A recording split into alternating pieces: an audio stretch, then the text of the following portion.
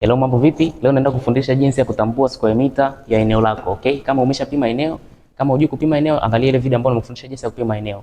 Kwa hiyo ukishapima sasa naenda kufundisha jinsi ya kuweza kutambua square meter au square foot. Kama unataka labda kubadilisha floor ya sehemu yako au kufanya maboresho ya sehemu unayoishi, okay?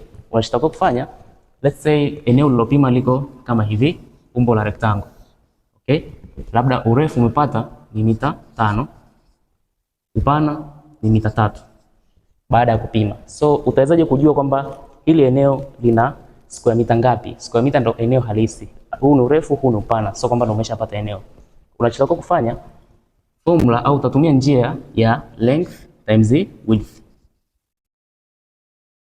Ambapo length ni urefu, width ni upana. Urefu, upana. Urefu siku zote ndo ni mkubwa kuliko upana.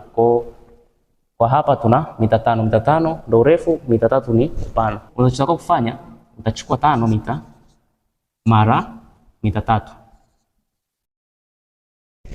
5 mara 3 ni 15. Kwa hapo ni 15. Sasa kwa sababu ile unit tunazotumia ni mita, mita mara mita tunasema ni square meter, okay? Tunaandika m square lakini tunasoma square meter.